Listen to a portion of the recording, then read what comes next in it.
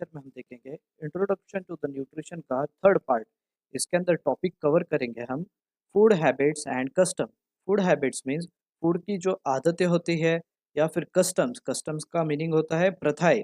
So start करते हैं। First point, different habit and custom are present in the people of different society, culture and religion.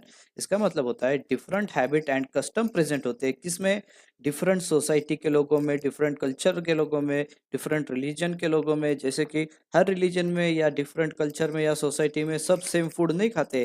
किसी का food अलग होता है, किसी को ये फूड चलता है, किसी को नहीं चलता है, like that. Second point, some some of these food habits and custom are health promoting, whereas some have bad effect on health.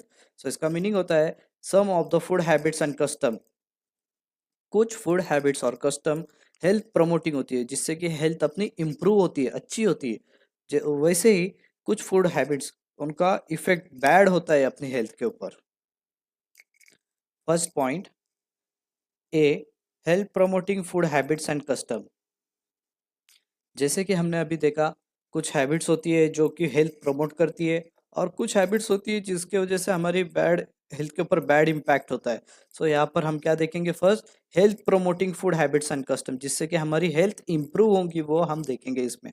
First point, to take all the nutrients in adequate amount as per the body requirement. जो कुछ हमारी body की requirement होंगी उस amount में हम adequate यानी कि सफिशिएंट अमाउंट के अंदर हम सब तरीकों के न्यूट्रिएंट्स का कंजम्पशन करेंगे, या फिर सब तरह के न्यूट्रिएंट खाएंगे। Second point, maintenance of adequate food hygiene. जो कुछ फूड हाइजीन होता है, क्लीनलीनेस होता है, अच्छा बनाना, जैसे कि प्रिपरेशन के टाइम पे हाथ धोना, फिर जो कुछ फूड होता है उसे क्लीन करना, उसे साफ सफाई करना, वो जो कुछ फूड हाइजीन होता है वो मेंटेन किया जाएगा। कब? एग्जाम्पल में during cooking, serving, storage and eating. During cooking, बनाते हुए, खाना बनाते हुए, खाना सर्व करते हुए, परोसते हुए, या फिर स्टोर करते हुए, कहाँ पर आपने स्टोर किया, या फिर खाते हुए आप क्या करेंगे?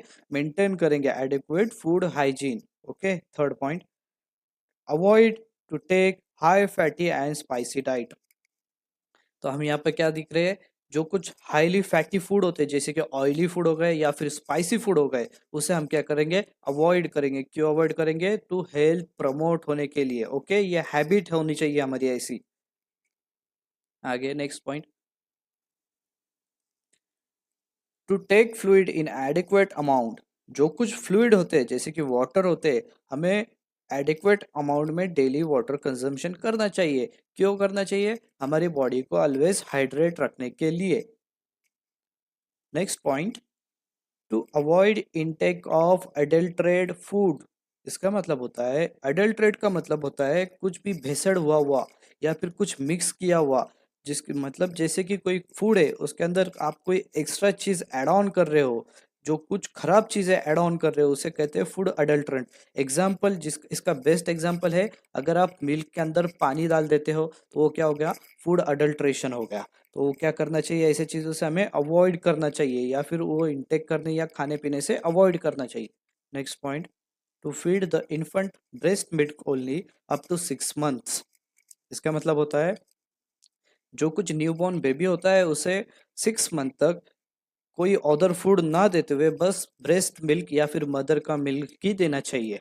Next point, provide additional diet to the woman during the pregnancy and lactation. जब मदर प्रेग्नेंट हो या फिर लैक्टेशन, जब वो ब्रेस्ट फीडिंग कर रही हो, उस ड्यूरिंग या फिर उस टाइम में मदर को अच्छी डाइट या एडिशनल डाइट प्रोवाइड करनी चाहिए। नेक्स्ट पॉइंट देखते हैं, B, food habits and custom having adverse effect on health. जैसे कि हमने लास्ट पॉइंट में देखा, उसके कुछ हेल्थ प्रमोटिंग थे, उसके अपोजिट में क्या होगा? Adverse effect. एडवर्स का मीनिंग होता है bad effect on health. So first point, to consume high fatty, oily, spicy food in excessive amount. जब हम बहुत ज़्यादा high fatty, oily, spicy food excessive amount में खाते हैं तो हमें क्या देखने मिलेंगे? एडवर्स इफेक्ट या बैड इफेक्ट ऑन हेल्थ देखने मिलेंगे। Next point, inadequate food hygiene during cooking, serving, storage, eating. अगर हमारा फूड हाइजीन ठीक ठाक नहीं होगा, कभी जब हम कुकिंग कर रहे हैं, सर्विंग कर रहे हैं, स्टोरेज कर रहे हैं या ईटिंग कर रहे हैं, तब उसका हमें इफेक्ट दिखेगा। क्या? बैड इफेक्ट ऑन हेल्थ दिखेगा। Next point, to purchase under covered food items and rotten vegetable and fruits. इसका मतलब होता है अगर हम कुछ चीजें खरीद रहे वो अनकवर्ड हो या उसे ढका हुआ नहीं हो, झाका हुआ नहीं हो। Next point, to purchase uncovered food items rotten vegetable and fruits. इसका मतलब होता है हम खरीदी कर रहे हैं, जैसे कि जो ढका हुआ फूड नहीं होता है उसे खरीदी कर रहे हैं, या फिर रॉटन का मतलब होता है, रॉटन मतलब सड़ा हुआ या गला हुआ ऐसे वेजिटेबल्स फ्रूट हम खरीदी कर रहे हैं तो उससे क्या होगा, एडवर्स इफेक्ट ऑन हेल्थ हो सकते हैं। Next point, do not feed new born baby breast milk only up to 6 month. इसका मतलब होता है जब बेबी, जो न्यूबॉर्न बेबी होता है उसे हम 6 मंथ तक जो कुछ ब्रेस्ट मिल्क होता है, मदर का मिल्क होता है, वो छोड़ के हम कुछ और डाइट भी दे रहे या फिर वो नहीं पिला रहे ठीक ठाक, तो उससे भी एडवर्स इफेक्ट ऑन हेल्थ हो सकते हैं। Next point, not taking additional diet during the pregnancy bye woman. जब वुमन प्रेग्नेंट होती है तब वो एडिशनल डाइट या फिर कुछ डाइट ज़्यादा नहीं ले रही है तब भी एडवर्स इफेक्ट ऑन हेल्थ हो सकते हैं। Next point, eating high carbohydrate foods only. इसका मतलब होता है हम प्रोटीन, फैट्स, कार्बोहाइड्रेट में से बस हम कार्बोहाइड्रेट ही कंज्यूम कर रहे हैं, तो उससे प्रॉब्लम ये होगी कि हमारे मसल वगैरह के लिए जो प्रोटीन चाहिए, हार्मोन रेगुलेशन के लिए फैट चाहिए, वो मिलेगा ही नहीं। उससे भी क्या हो सकता है, बैड इफेक्ट या एडवर्स इफेक्ट ऑन हेल्थ हो सकता है। Next point, not eating sufficient protein. हम जो कुछ प्रोटीन कंज्यूम करते हैं वो अगर सफिशियंट नहीं होगा तो भी उससे क्या हो सकता है, एडवर्स इफेक्ट ऑन हेल्थ हो सकते हैं। सो हमारा नेक्स्ट पॉइंट है फैक्टर अफेक्टिंग न्यूट्रिशन। ऐसे कौन से फैक्टर है जिसका इफेक्ट होता है हमारे न्यूट्रिशन पर। So first point is age. अभी एज कैसे फैक्टर है जो कुछ अफेक्ट कर रहा है न्यूट्रिशन पे। एग्जाम्पल में समझिए, हम जो कुछ डाइट ले रहे हैं वो कंटिन्यूअसली सेम नहीं ले सकते। जब आप बेबी होते हो तो आपकी डाइट कम होती है, जब आपकी एज ज़्यादा होती है, जब अडल्ट हो जाते हो तो आपकी डाइट में चेंजेस होते हैं, आपकी डाइट की रिक्वायरमेंट बढ़ जाती है। तो एज एक फैक्टर हो गया। Next one is gender. Gender के अंदर जैसे कि एग्जाम्पल में men have more requirement for the energy, जैसे कि मेल के बॉडी में ज़्यादा मसल और फैट होता है कंपेयर टू फीमेल, तो जो कुछ मसल होता है उसके लिए ज़्यादा प्रोटीन चाहिए फीमेल के कंपेयर में। सो एक ये फैक्टर हो गया। Next one is income. Income कैसे फैक्टर होगा, जिसकी इनकम अच्छी होगी वो क्या करेगा, अच्छा फूड खाएगा, जंक फूड अवॉइड करेगा, जैसे कि हेल्दी प्रोटीन्स खाएगा, कार्बोहाइड्रेट खाएगा, फैट्स हेल्दी पी लेगा। तो इसी तरह अगर किसी की इनकम कम है तो वो क्या करेगा, जंक फूड को ज़्यादा प्रेफर करेगा या फिर चीप फूड को ज़्यादा प्रेफर करेगा। उसकी वजह से भी क्या हो सकता है, इफेक्ट ऑन न्यूट्रिशन हो सकता है। Next point is habits. किसी की हैबिट्स होती है ज़्यादा शुगरी फूड्स खाने की, या फिर किसी की आदत होती है टी पीने की या चिप्स वगैरह खाने की, या फिर एग्जाम्पल में दूसरा अपोजिट में किसी की हैबिट अच्छी होती है जैसे कि बहुत सारा प्रोटीन खा रहे हैं, ढेर सारा प्रोटीन खाना बेटर लाइफस्टाइल होता है। तो हैबिट भी हमें क्या करती है, इफेक्ट करती है हमारे न्यूट्रिशन पर। Next point is caste and religion. Caste and religion का ऐसे इफेक्ट होता है जैसे कि एग्जाम्पल में कोई कास्ट एंड रिलीजन अलाउ नहीं करते क्या सफिशियंट प्रोटीन के लिए जो कुछ रिक्वायरमेंट है, जैसे कि चिकन हो गया, एग्जाम्पल में समझिए जो कुछ नॉन वेज हो गया उसे हम रेस्ट्रिक्ट करते हैं, हमारे कुछ रिलीजन्स होते हैं जो वो हमें रेस्ट्रिक्ट करते हैं। सो इसका इफेक्ट कैसे होता है, एडवर्स इफेक्ट होता है हमारे न्यूट्रिशन के ऊपर, या फिर वो भी एक फैक्टर हो सकता है जिसका इफेक्ट हो रहा है हमारे न्यूट्रिशन पर। सो नेक्स्ट जो फैक्टर है वो है लाइफस्टाइल। लाइफस्टाइल यानी कि जैसे कि किसी का सेडेंटरी लाइफस्टाइल होता है जो कुछ बैठ के काम किया करते हैं, या फिर एग्जांपल में जो कुछ अपोजिट में जिनका काम डेली कुछ न कुछ वर्कआउट करना होता है, चलना फिरना जैसे कि, तो दोनों का लाइफस्टाइल अलग अलग होता है, उसके वजह से जो कुछ अफेक्ट होता है अपने न्यूट्रिशन पे, उनका जो कुछ न्यूट्रिशन होगा वो ज़्यादा होगा, किसी का न्यूट्रिशन कम होगा। Next point is environment. Environment का कैसे, जैसे कि एग्जाम्पल में आपके जो सराउंडिंग में, आपके जो इन्वायरमेंट में जो कुछ फूड ज़्यादा क्वांटिटी में अवेलेबल होगा, आपका कंजम्पशन भी उस फूड के ऊपर ज़्यादा होगा। वैसे ही एग्जाम्पल में समझिए हमारे यहाँ पर जो कुछ है XYZ फूड या फ्रूट आता है, जैसे कि मैंगो आता है, उसके अपोजिट में कश्मीर वगैरह में देखेंगे एप्पल ज़्यादा आता है, तो हम क्या करेंगे, हम ज़्यादा मैंगो ही खाएंगे। उसी की वजह से जो कुछ फैक्टर्स है वो अफेक्ट कर रहा है हमारे न्यूट्रिशन पे। तो इन्वायरमेंट भी एक हो गया फैक्टर, एक लाइफस्टाइल हो गया, कास्ट रिलीजन फैक्टर हो गया, हमारे फूड हैबिट्स हो गए, इनकम हो गया, जेंडर हो गया, और ये एज एक हो गया। Okay, so next point is changing concept in nutrition. So let's go, देखते हैं इसे डिटेल में। The essential nutrients protein, fat, carbohydrate have been recognised in early 19th century. इसका मतलब है 19th सेंचुरी से पहले जो कुछ इसेंशियल न्यूट्रिएंट्स थे, जैसे कि प्रोटीन हो गया, फैट हो गया, कार्बोहाइड्रेट हो गया, वो किसी ने रिकॉग्नाइज नहीं किया था या फिर साइंटिफिकली किसी को पता ही नहीं था। सो जो कुछ पहले के लोग थे 19th सेंचुरी से पहले, उन्हें न्यूट्रिशन के बारे में इतना कुछ आइडिया नहीं था, जैसे कि वो कितना प्रोटीन खा रहे हैं, फैट्स खा रहे हैं, कार्बोहाइड्रेट्स खा रहे हैं, ऐसे। सो नेक्स्ट पॉइंट देखते हैं, specific nutritional disorder were identified such as protein energy malnutrition, vitamin A deficiency, epidemic goitre, nutritional anaemia, nutritional blindness. इसका मतलब होता है, जैसे कि पहले किसी को पता नहीं था न्यूट्रिएंट कौन कौन से होते हैं, जैसे कि प्रोटीन, फैट, कार्बोहाइड्रेट। सो उन्हें स्पेसिफिकली नहीं पता था किस चीज़ की डेफिशिएंसी कौन सा डिसीज होगा। अभी जब हमें रिकॉग्नाइज्ड हो गया है 19th सेंचुरी में, तो अभी हमें पता चल जाता है स्पेसिफिक न्यूट्रिशनल कौन सी डेफिशिएंसी है, तो उसके हिसाब से हम डिसऑर्डर डिसाइड करते हैं। एग्जाम्पल जैसे कि प्रोटीन एनर्जी माल न्यूट्रिशन, इसके अंदर क्या होता है, जब प्रोटीन या कार्बोहाइड्रेट की जब डेफिशिएंसी हो जाती है तो ये डिसीज होता है।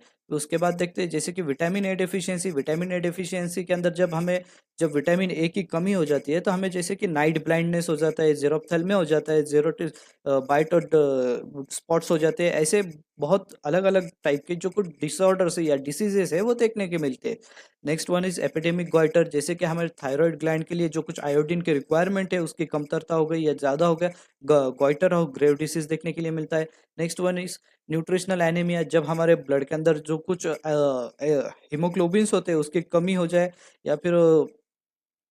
या फिर स्पेसिफिक प्रोटीन की डेफिशिएंसी हो जाए, तो हमारे जो कुछ ब्लड सेल्स होते हैं, रेड ब्लड सेल, वो डैमेज हो जाते हैं, जैसे कि हीमोग्लोबिन्स वगैरह में कुछ प्रॉब्लम्स हो जाती है। उससे हमें क्या देखने मिलता है, न्यूट्रिशनल एनीमिया देखने मिलता है। Next one is nutritional blindness यानी कि वही कहा अभी, जैसे कि विटामिन ए डेफिशिएंसी की वजह से जो कुछ ब्लाइंडनेस होती है उसे कहते हैं nutritional blindness. Next point is and major where are found to prevent the control of this disorders. So अभी हमें पता ही है कि डिसऑर्डर किस चीज़ की वजह से हो रहे हैं, यानी कि एग्जांपल स्पेसिफिक न्यूट्रिशनल डेफिशिएंसी की वजह से हो रहे हैं। तो हम क्या करेंगे, अभी उसका मेजर हमें पता है तो हमें उसे प्रिवेंट कर सकते हैं। एग्जांपल, किसी को प्रोटीन एनर्जी माल न्यूट्रिशन होने की चांसेस है, हम उसे क्या करेंगे, प्रोटीन एंड कार्बोहाइड्रेट जो कुछ होते हैं उसे सफिशिएंटली प्रोवाइड करेंगे। और जो जैसे कि विटामिन ए की डेफिशिएंसी किसी में होंगी तो हम क्या करेंगे, उसे विटामिन ए प्रोवाइड करेंगे। किसी को न्यूट्रिशनल एनीमिया होगा तो हम उसे क्या करेंगे, फॉलिक एसिड टैबलेट्स दे सकते हैं एक्सटर्नली, सप्लीमेंट वगैरह, या फिर डाइट में चेंज करके उसे कुछ हमें सफिशिएंट जो कुछ न्यूट्रिशनल एनीमिया अवॉइड करने के लिए चाहिए वो दे सकते हैं डाइट के through. Okay, next point is the science of nutrition was extended to the other field like agriculture, animal husbandry, economics and sociology। इसका मतलब होता है जो कुछ न्यूट्रिशनल साइंस है वो अभी उतनी फील्ड नहीं रही, वो बहुत ज़्यादा एक्सपेंड हो गई है और अदर फील्ड के अंदर भी वो कंट्रीब्यूट करती है। जैसे कि एग्रीकल्चर में कंट्रीब्यूट करती है, पर्टिकुलर फूड के हम क्या करते हैं, खेती करते हैं, या फिर जो कुछ फार्मिंग करते हैं उसके लिए मदद होती है।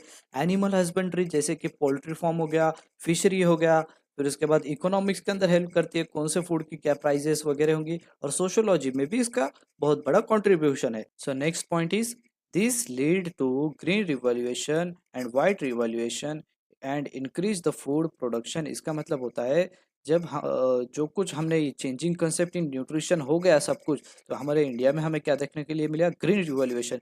जैसे कि क्रॉप हो गया, फार्म के अंदर रिवॉल्यूशन देखने के लिए मिला, बदलाव देखने के मिला, और उसके जो कुछ प्रोडक्शन है वो बढ़ गया। और उसके बाद जो कुछ वाइट रिवॉल्यूशन है ये मिल्क से रिलेटेड है। हमारे इंडिया के अंदर बहुत ज़्यादा मिल्क प्रोड्यूस होता है तो उसके अंदर हमें रिवॉल्यूशन देखने के लिए मिला। जैसे कि वो रिवॉल्यूशन का मीनिंग होता है बदलाव देखने के लिए मिला। और जो प्रोडक्शन होता है मिल्क वगैरह का, जैसे कि डेयरी वगैरह प्रोड्यूस करने के लिए जो कुछ मिल्क स्टोर करना, प्रोड्यूस करना, उसे डिस्ट्रीब्यूट करना, वो प्रोसेस के अंदर रिवॉल्यूशन बदलाव आ गया। सो इससे क्या हो गया, इंक्रीज इन फूड प्रोडक्शन। इससे क्या हो गया, जो कुछ फूड प्रोडक्शन पहले हो रहा था उसके कंपेयर में अब फूड प्रोडक्शन ज़्यादा होने लग गया है, फूड प्रोडक्शन बढ़ चुका है। So thank you. हमारा जो कुछ introduction to the nutrition chapter था या फिर यूनिट था, ये यहाँ पर ख़त्म हो चुका है। आई होप आपको सबको समझ आया हो। Thank you.